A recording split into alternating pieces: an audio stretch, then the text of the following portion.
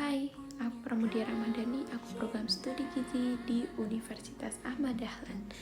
Menjadi ahli gizi merupakan cita-cita aku sejak aku duduk di bangku SMP. Namun, sejak aku SMA, aku merasa gagal karena aku ketolak SMA negeri pilihanku. Hal itu membuat aku merasa pesimis dan membuat aku membatasi diri untuk tidak berekspektasi lebih dalam hal apapun. Di bangku kelas 10, aku sudah tidak berekspektasi untuk menjadi siswa eligible nanti di kelas 12. Walaupun aku tetap berusaha, karena yang aku fokuskan saat itu hanya jalur tes dan mandiri. Seiring berjalannya waktu, akhirnya aku menginjak di bangku kelas 12 SMA, di mana disitulah momen pengumuman eligible tiba. Dan ya, namaku masuk ke dalam daftar siswa eligible. Di situ rasanya campur aduk. Aku sempat berpikir untuk mengundurkan diri karena nilaiku yang kecil, namun univ dan prodi yang aku pilih itu nilai rata-ratanya tinggi. Namun setelah melakukan beberapa pertimbangan, aku tetap mengambilnya. Sampai akhirnya aku mengikuti pendaftaran SNBP dan menunggu hasil. Saat pengumuman tiba, hasilku gagal. Ya, merah. Aku ketolak SNBP. Disitulah kegagalan pertamaku di bangku SMA. Namun di situ aku tidak merasa pesimis atau bahkan merasa terpukul, karena yang aku fokuskan dari awal yaitu jalur tes dan mandiri. Sebelum melakukan jalur tes, aku menyiapkan beberapa hal seperti mengikuti bimbingan belajar, melakukan tryout.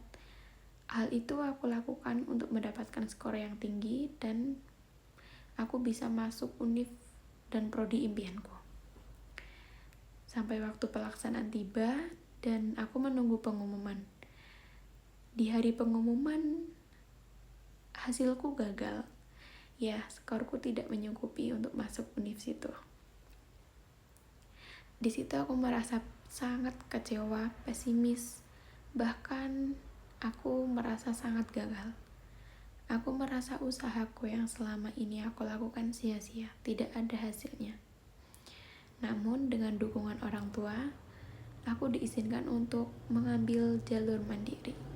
Ya, aku belajar mandiri tidak ada 1 bulan, hingga akhirnya aku mengikuti ujian mandiri dan menunggu pengumuman. Lagi dan lagi aku menunggu pengumuman. Hingga akhirnya hari pengumuman pun tiba. Dan ya, hasilnya gagal lagi. 4 kali gagal aku mengejar univ perguruan tinggi dan prodi impianku. Aku sempat merasa iri kepada teman-temanku yang sudah mendapatkan univ, sudah tenang hidupnya karena mungkin impian mereka sudah tercapai. Namun kembali lagi, support kedua orang tuaku.